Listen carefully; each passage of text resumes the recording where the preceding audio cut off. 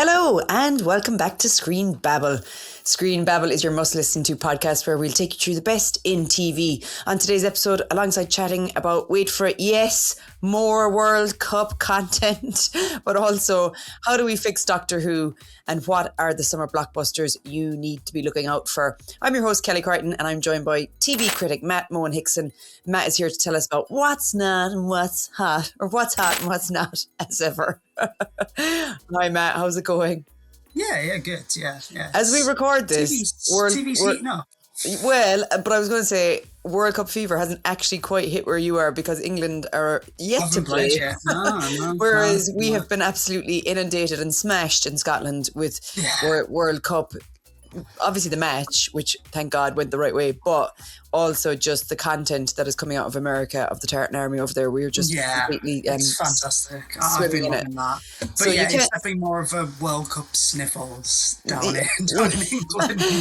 You know what? It's going to pick up, isn't it? Like, you're so used to being in the World Cup, though. It's like, World Cup, you know, whereas we were like 28 years. And in fact, obviously, as an Irish person, I'm just like on the bandwagon. You know, I suppose I'm married to a Scotsman and I've got two half Scottish children, so I feel kind of entitled to be on the bandwagon. But I do have on today, for anybody who's watching, my Italia 90 sweatshirt, which was a charity shop find.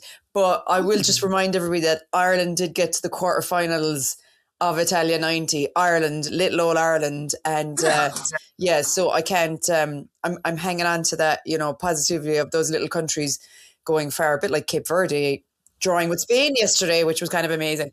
So I love all that stuff. I love all the little, David versus Goliath type stories and the silly stuff that comes out, all the peripheral stuff.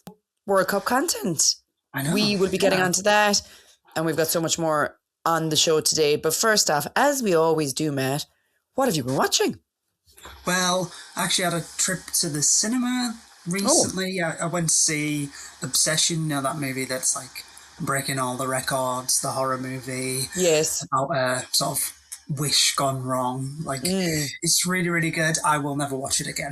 It's too intense. Tell us a little bit about it. What's the wish? So what's the wish that goes wrong? It's, this guy gets this sort of what seems like a novelty, like gift that's like a one wish willow that's like, from a willow tree. Yeah, all right. And he's sort of in love with his friend, but sort of never actually tells her. Okay. And after sort of blowing an opportunity to tell her, he snaps the wish and wishes for her to love him more than anything in the world. And then, it's really interesting. Up to this point, it could be like a rom-com, but then it goes wrong. It's very much not a rom-com. And it's very effective. It's very, you can see a world if it was made in 2005 where it would be terrible and deeply misogynistic and sort of played for laughs. And while it's a surprisingly funny movie to sort of counteract the darkness of it all, it never treats the subject as something funny. It's not laughing at her. She's clearly the victim in all this. And so we had to go to the pub after watching that because did you first drink? It was very good. I probably won't watch it again. I just feel like myself, don't think that's the wrong way, but it's such a waste of money going to the cinema to watch horror films because you spend it behind your fingers.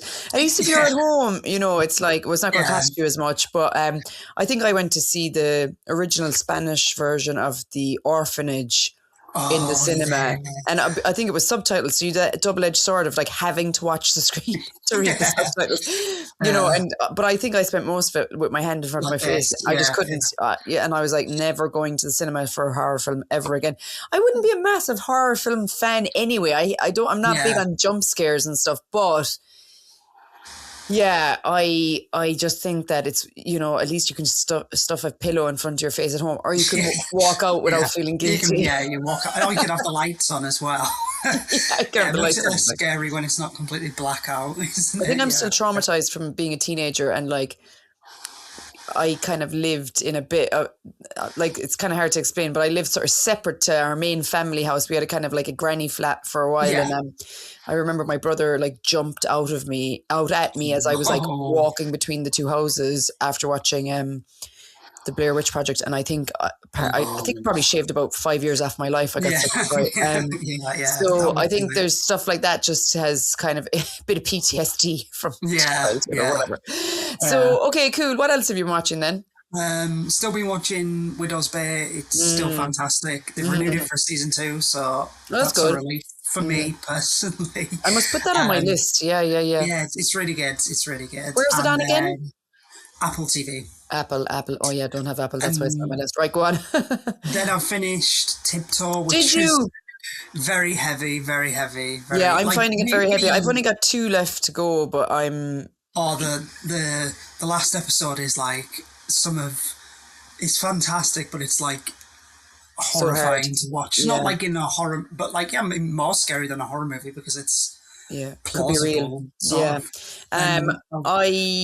I am worried about that. I don't have the bandwidth to watch it back to back because I was going to try and watch it back to back. I couldn't watch before this, so we could talk about it. And I just thought, no, I'm not going to push it because every episode's quite heavy and you're like digesting what's in the episode, you know. So if anybody hasn't watched it yet, do watch Tiptoe because we will definitely talk about it on the next episode of the podcast in more detail. And if you want to join in on that, obviously we'd be happy for you to be along with us. Okay, so that's a lot. You've been watching a lot. Yeah, I've been. Also one a bit nicer. Well, not nicer. It's not nicer, but like it's more enjoyable to watch. Like less heavy, I guess. Mother of All Coddens on BBC iPlayer. Oh yes, I wondered about this because I thought it looked interesting. It's really good. It's really good. Like it's really really well done. I watched like all 3 just in a row. It's just like so. This is, if I'm right, it's about a mother and daughter pair who set up a kind of a fake charity. Is that right? And take advantage of people essentially. No, it wasn't so much a fake charity. It's whether she was actually ill. That's the big thing that she there's a lot of questions around whether she was actually ill and this kind of Munchausen by proxy sort of stuff. Stuff. It's really sad. Like it's sad in that I think the daughter was obviously used by the mum in some ways. Yeah. And the mum's fallen off the face of the earth. I think she lives in France or somewhere now. Really? I mean, not that France is falling off the face of the world. Yeah, but just not as easily contactable. So that's on iPlayer, and it's a 3-part, and obviously a documentary. Yeah. Well, speaking breezy. Yeah, speaking of which, I just watched a documentary on Netflix. I mean, this sounds a bit sad, but it's the truth. On a Saturday night, I like to watch a film, but if there isn't a film, a substitute usually is, a documentary film about some crime that's happened, usually in America, right? Yeah, and Netflix has become the king of that content. And I wouldn't be surprised if they have sort of 1 a week coming out at the moment of those type of films. And they all do very well, and it's all kind of intriguing. So I watched one last weekend called, again, I think I was just too tired to look for stuff. So it's like, this is number 1 in films, and it's about crime. Let's see what this is about. And it's called Maternal Instinct, and it was about, at the start of it, we see this woman who's been pulled in by whatever state trooper or whatever on the highway, and she is claiming to have just given birth to a baby, and the baby's in her lap, and we see a bit where they get her to the hospital and blah, blah, and we essentially know she's not giving birth to the baby, but she's got a newborn baby with an umbilical cord, right? Now I'm going to leave it there, right? Yeah. Because I don't want to give you any spoilers, but it kind of goes like this. The film, it goes, okay, right, okay, yeah, you can't trust her, right? Okay, there's questions there, right, and then the last 20 minutes is like, oh my God, it goes through the roof. So well worth the watch. Your jaw will be on the floor at the end of it, and you sometimes kind of, when you watch these things, you're like, what? How? But yeah, so recommend, even though I feel a bit dirty watching these things sometimes, these people's lives, and you're like, oh God. But the family of the people involved, they all took part willingly, the victims. So check that out. Tiptoe we talked about. Paradise I've been watching on Disney. On Disney Plus. Series 2. Yeah, I've only got 1 episode left. I don't think it's as good as the first series, and there's an awful lot of flashbacks. It's like nearly a whole series of different types of flashbacks from different characters and that, which I always find is a bit of a cop out sometimes. It's like we didn't know what to do with the story, so what we'll do is we'll go out and give you the backstory or whatever. Kind of started in one place and it's turned into a completely different thing. Like it started in Graceland, where essentially one of the characters is like holed up in, she was a tour guide in Graceland. And when all this sort of crisis happens, and the first couple episodes are based there completely, and it was quite enjoyable, but now it's like turned into a complete, like, you know, shoot 'em up, like bad guys versus good guys, Men in Black come, I don't know, some other dystopian thing. But it's still kind of action-packed and worth a watch, so would recommend as well. I watched the first episode and I was like, oh my God, that twist at the end of the very first episode of the show. And then I just never watched any more of it. I keep meaning to watch more. Oh, and it's good. Because it was like coming out weekly, so I just never remembered to watch the second episode. Much too linear for your liking. I would say definitely worth a watch. Yeah, definitely worth a watch. I'm also watching Legends. Oh, okay, sorry. Yes, yeah, I've seen the thumbnail. That's why it rang a bell. And there's like loads of familiar actors, isn't there? Yeah. So I've been watching Legends, which is Steve Coogan and lots of familiar faces. I probably couldn't name any of the rest of them. But it's about, and I wonder, is it based in reality? I think it might be. It's essentially Maggie Thatcher. There was a number of kind of drug deaths sort of all of a sudden in the late 80s. And Maggie Thatcher came out and said, we are going to crack down on heroin importation and we are going to solve this problem, blah, blah. And what they decide to do is train up like 4 or 5 customs officers, which you think, and get them to go undercover. And actually, it's a bit sort of like, there's a bit of Ocean's 11 about it. You know, this sort of, we've got a big thing that we need to crack and get the gang together and all that sort of stuff. And also it reminds me of Slow Horses a little bit as well. You know, these kind of gritty characters in dangerous situations, blah, blah, blah, blah. But I'm enjoying it. It's the high action, and I love a bit of, you know, British drama when they do it right, and they definitely do it right. Good quality here as well. But I'm only sort of 2 or 3 episodes into that. I think there's 6 or 7. Okay. So again, recommend. Right, we spent way too much time talking about what we've been watching. Too much good stuff, exactly. Let's move along. Right, so World Cup content. We talked about this the last time, but we've a couple more things we want to talk about this time. First up is the Kevin Bridges documentary, which is called Kevin Bridges' Guide to the World. Oh no, In Search of the Beautfiul Game. In Search of the Beautfiul Game, yeah. Yeah, and that's on iPlayer. And I only managed to squeeze in half an hour of it last night, but I was really enjoying it. He is such a natural host, yeah. He's just such a, you know, all right, bro, all right, mate. You know, he's just such a cool, casual character. Isn't he? Yeah. He definitely, you could see that he clicked with the people he was interviewing, who were sort of, because obviously the focus is on football, it was very grassroots. So he was going to talk to people whose lives are kind of saturated by football. And the bits of it I saw were, well, he spoke to Super John McGinn, who's even super John McGinn now after scoring at the weekend. Scottish player first in Clydebank, where they both grew up. And then we see him going to Brazil and talking to an ex-Brazil player who set up like street football for local kids in the favelas, and then down on Copacabana Beach playing football. Like, they've such beautiful, skillful football. And then going on to speak to some of the casuals in Sao Paulo, who are like the hooligans of Sao Paulo or whatever. But I mean, in inverted commas, you know. So, he goes on the bus with him, doesn't he? He goes on like an away day. Well, this is it. And that's as far as I got. And I was like, oh my God, what is going to happen on this bus? Because they had just told a story about being shot at a previous match when they were on the bus. So I was like, oh, geez, does Kevin know what he's getting himself into here? It doesn't get anywhere near as dramatic as that. Thank God. Good. It's good. We've got to mind Kevin Bridges. it's one of those like documentaries, isn't it? It's just a really nice watch, and you're like, I was sat there, I was like, oh, I'm so excited for episode 2. Oh, it's just one off. Yeah. I was like, oh, yeah. They definitely could have made a series out of it. Yeah, totally. Like, I think if they'd known, I guess, probably by the time that they got it all back together and put it together, it was too late to send them out to do more. But it's sort of, and the hook is obviously because it's Scotland's first World Cup in, is it 28 years? 28 years. Yeah. And he's sort of connecting with football, and that's why he goes to Brazil, because of obviously Brazil and, you know, romantic notions of football, you know. Yeah. I guess maybe not younger kids these days because Brazil haven't been good for a while. So I don't know. No. I suppose they always have Kids, that status of being, one of the top footballing nations in the world. And because of their style of football, they're kind of unique, you know what I mean?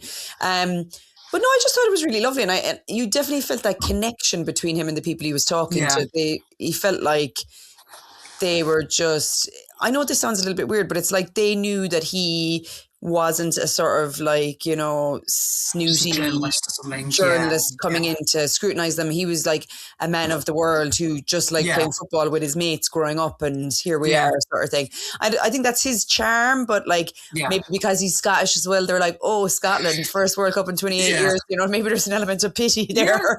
I don't know, but he definitely connected with them. He definitely had a skill, even, trying to play football with them a bit, and he knows he was crap, but he went for it anyway. And he's just a likeable character, I think, Totally. So it was well done. And I liked that I think it was a little bit scripted, but they let him off, and that he was able to have those conversations and bond with the people quite naturally. And they seemed very relaxed with him, which is really telling, I think, of a good host, reporter, whatever, so I really enjoyed that. So we'll have to watch the space to see if he's going to do any more. I mean, maybe for the Olympics they can send him elsewhere in the world for Olympic events. Or the Euros. The Euros are here, aren't they? The next set of Euros are here. Okay, and you watched something else as well. There's quite a few like good sort of documentaries. Well, good, knocking around, maybe in inverted commas there, but like there's lots of watchable stuff on iPlayer in between the actual football.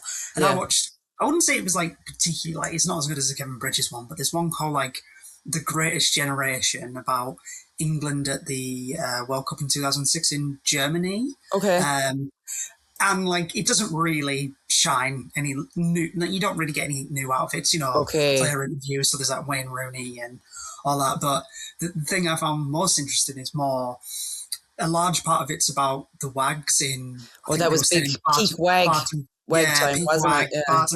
Baden, I think, is where they were staying in Germany, right? And a lot of stuff around that, and it's funny because you don't get that anymore. Like you couldn't really name. I was just thinking that, who's Harry? Like I know Harry Kane's got a wife, but you couldn't name Harry Kane's wife. Like in the same way, obviously, like Victoria Beckham. Victoria was already mega famous. So, but Colleen Rooney and Rebecca Vardy and all that gang. And like. Yeah, even the manager's like girlfriend at the time was like, part of that whole thing, and it's sort of it's very 2000s, isn't it? It feels very, what was it? FN, Zoo magazine, all that sort of stuff. FMQ was it? FMQ. Lad mags and peak lad mags, wasn't it? Yeah, it was those stupid Yorkie adverts where it was like women not allowed. Not for girls. It was a mixed up time, I'll tell you, because it was also like coming off the back of that sort of ladette culture of the late 90s, early 2000s, where it was like, girls can be lads, girls can act like lads, blah, blah, blah. And then it was like, oh no, girls are like pretty little things on the arms of the footballers. And oh God, it's all a mess. But I'm not too sure how, whether we can say that the world is any better just now and how it treats women. But look, at least the WAGs aren't the centre of attention like they were back then. Yeah, so and also if you don't like England, there is plenty of scenes of misery for England in that documentary. So that's terrible, Matt. We reminded of 2000s of WAG culture and also England's failures. It's an okay way to spend an hour. I can't imagine people would be that petty just to log on to look at the England sadness. Okay, brilliant. All right. Well, this got us thinking, didn't it, about the best football movies of all time. So what is your fave? My fave, I think purely for nostalgia reasons, being a kid of the 2000s, is Goal, the sort of movie where he plays for Newcastle United, even though I don't like Newcastle United, but obviously they're probably terrible movies, but I have a fondness because they were huge in primary school. Yeah. I don't think I've ever seen it. I will see if it's available. The first thing that popped into my head when we talked about this was Escape to Victory, which I remember watching on TV probably as a kid, and it came out in 1981, and it was set in World War II, where essentially the British prisoners of war are asked to play like an exhibition match with, because one of them is an ex-footballer, with the German team. And I mean, there's people in it, like, which I'd forgotten: Sylvester Stallone, Michael Caine, and Pele is in it. Pele's in it, yeah. I mean, it's unbelievable. So essentially it's a prison escape film, but via the vehicle of a football match. But I remember loving it. I remember loving that film. So I would recommend that to anybody. It's one of those ones I feel like I should go back and watch as an adult, because I don't think I've ever watched it as an adult. Perfect Sunday afternoon on a bank holiday weekend. They should have it on the TV this weekend, shouldn't they? Escape to Victory. Yeah.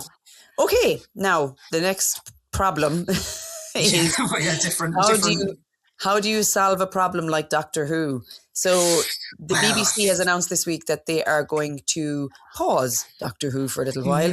And I believe they are putting it out to tender, essentially. Yes. So tell us, Matt, what is going on with Doctor Who? Yeah, so there was, they had that deal with Disney that obviously it just didn't work out, and then Ncuti Gatwa left, and there was this strange cliffhanger where like Billie Piper came back, and then they were like, "Oh, there's going to be a Christmas special in 2026." Was it like they thought she was going to be the Doctor? No, I think it was just a desperate ploy to. Oh, look, there is a future. Nostalgia ploy. Yeah, like here's a cliffhanger. We need to resolve this cliffhanger. Why is Billie Piper suddenly the Doctor, or whatever it was? And then they announced a Christmas special for this year, 2026, and then there was just no news, and you're like, okay, it probably would be news if they were filming, like there is 6 months to go until Christmas. Should be done by now. Time. Russell T Davies was then, during his promo for Tiptoe, was out there like, oh, there's a big announcement coming through the BBC, it's working its way through the BBC, and I saw people getting quite excited, and it was just, it's going to tender, the Christmas special's cancelled, Russell T Davies and Bad Wolf, the studio, since 2005 are out, so it was a bit weird to hype that up. But I don't know. It's weird, isn't it? I wonder if something changed last minute or whatever. I did see his post where he said, yes, there is no Doctor Who. It's going out to tender. Yes, we mentioned a Christmas special, but it never got commissioned properly. It's not in the works. There was no one attached to it. There was no script. And so they've obviously known for a while that wasn't happening, which is a bit weird. But also, I think that there was some suggestion last year that people had seen a script. Like there was someone saying, like someone involved that had seen. So who knows what happened there? I mean, turkeys don't vote for Christmas, so I can't imagine Russell T Davies was that pleased with the news. But he was given the impression that, look, it does need a reset, and I'm glad that there's being a reset, which is fair enough. But I've never really watched Doctor Who, so I'm a little bit like, I can't have an opinion on whether I think, I love what Russell T Davies does elsewhere, but I wouldn't be able to say, oh, I prefer the Russell T Davies genre of Doctor Who compared to some other writers or whatever.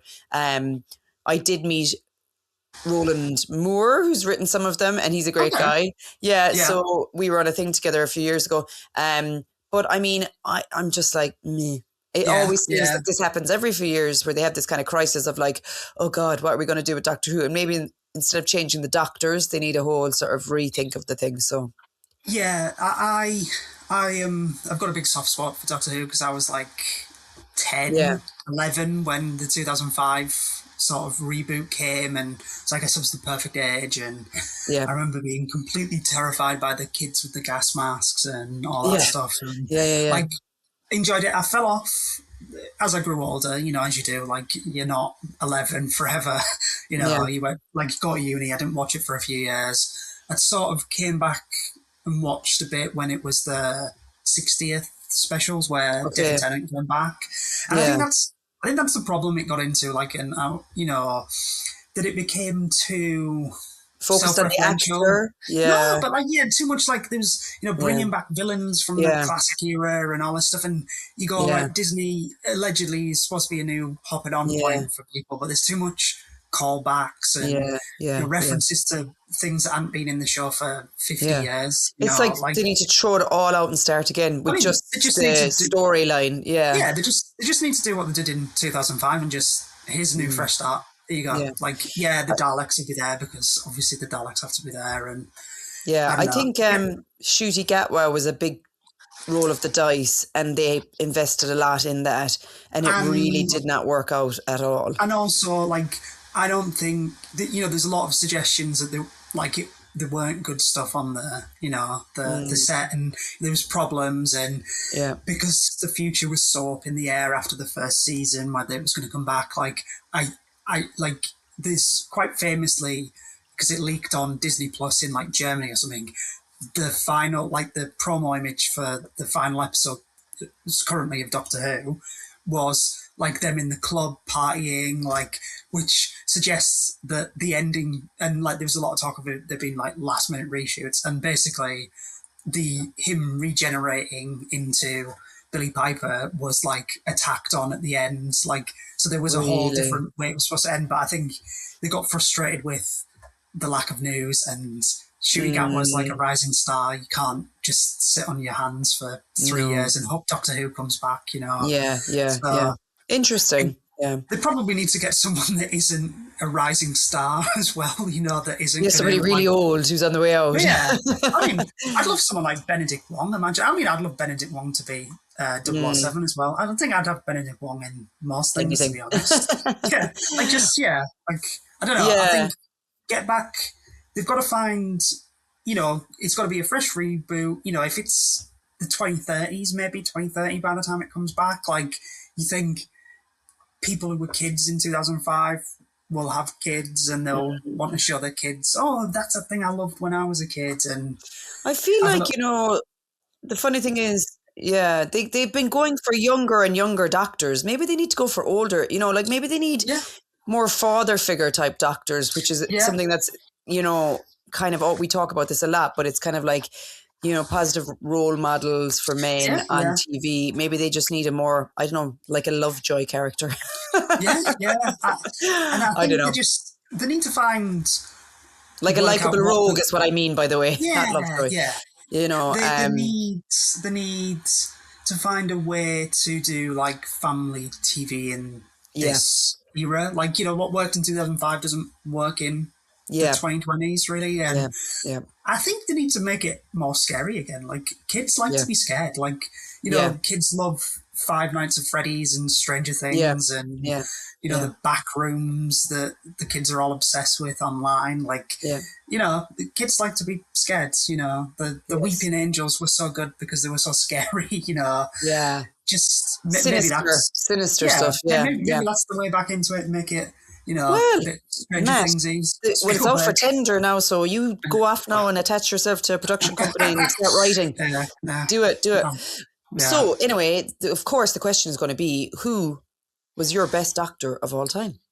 I think Peter Capaldi's probably my favourite, but I also really like Sylvester McCoy, like from the old series. Like the oldie days. Yeah, I liked his hat. I think as a kid, like I liked the hat. So that's the nostalgia thing again, isn't it? Yeah.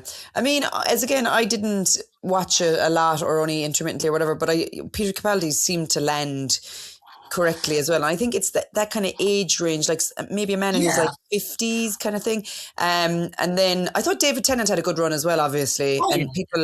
But I feel like there's a kind of a slight connection between the real life people and the character, in that we kind of want them to be a little bit kooky in real life. Because the doctor is kooky, and I feel like David Tennant and Peter Capaldi both fit into that kind of ilk, watch the space. It'll be a few years before it's back now. Yeah.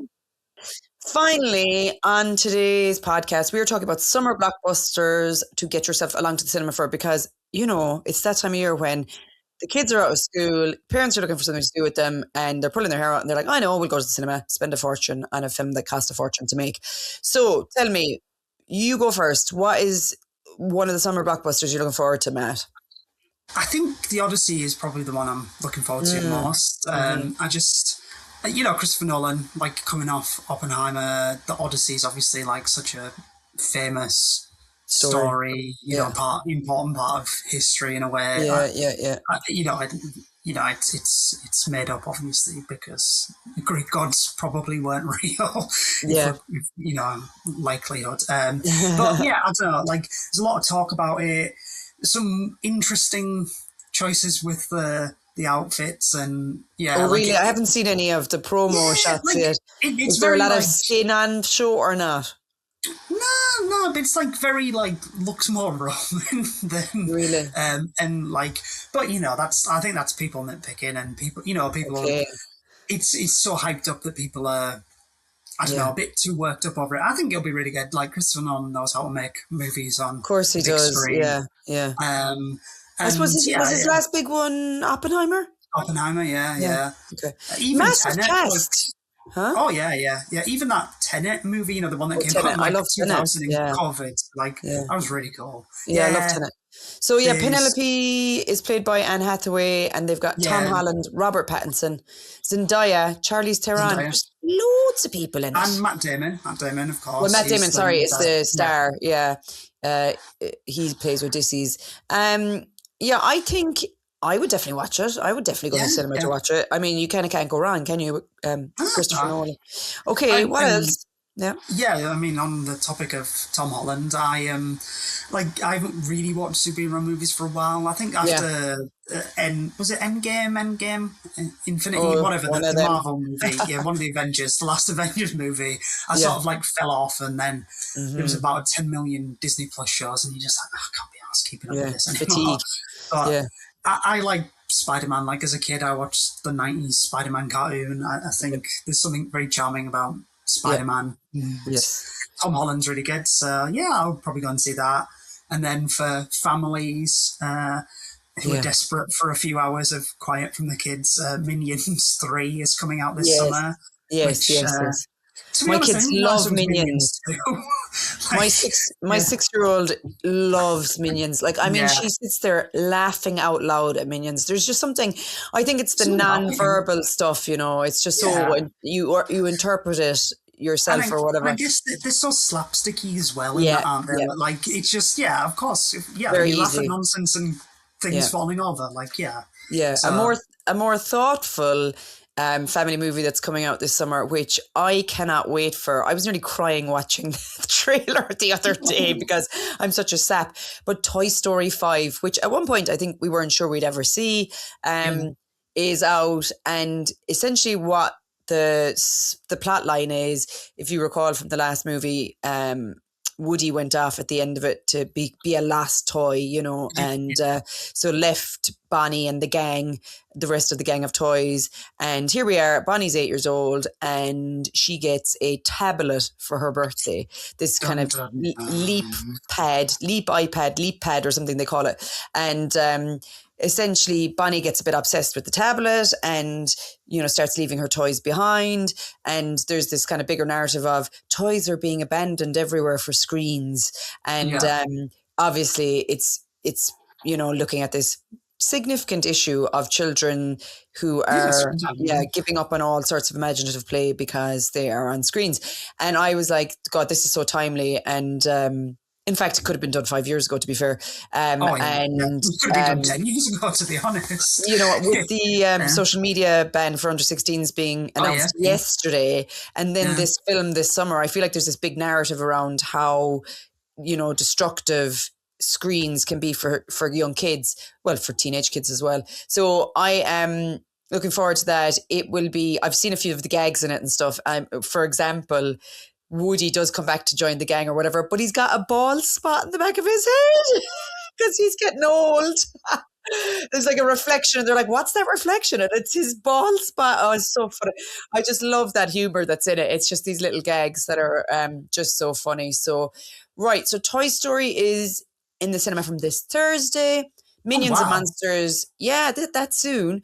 Minions and Monsters is showing from the 1st of July, and the Odyssey is in cinemas from the 17th of July. Yeah, July. Okay.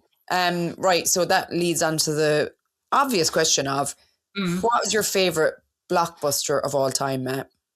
I think this may be just because I'm so on Widow's Bay at the moment, but I'm going to go with Jaws. Like, it's the blockbuster, and it's the one that started them all, and it holds up so well. Like, even it totally does. You can watch it anytime, anytime, anywhere, can't you? It's just one of those films that just draws you in. Yeah, it's just really good.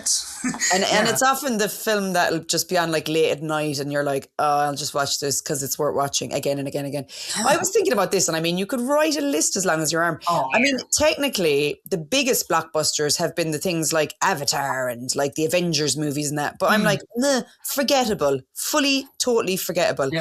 For me, it's things like Titanic, which I've never, I think, been to the cinema to see something twice except Titanic. I went with my boyfriend and I went with my friends. It was worth it, you know. Lord of the Rings, huge films for me. I remember the anticipation of watching those films was just massive. So yeah, you can keep your, I don't know, Avengers Assemble or whatever. That's just me being an old fart. Even though I do like superhero films, but there was just too many of them. It just got so saturated. Ugh. Anyway, so much more to talk about. And actually, you mentioned Spider-Man there. Next episode, we should talk about Spider Noir as well, which is the new Spider-Man series starring Nicolas Cage, of all people. I've watched one episode and I found it intriguing and entertaining.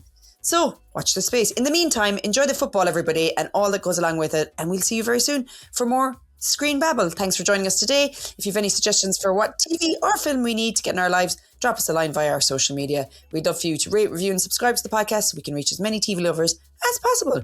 We'll be back soon with more Screen Babble. Bye-bye. Ciao.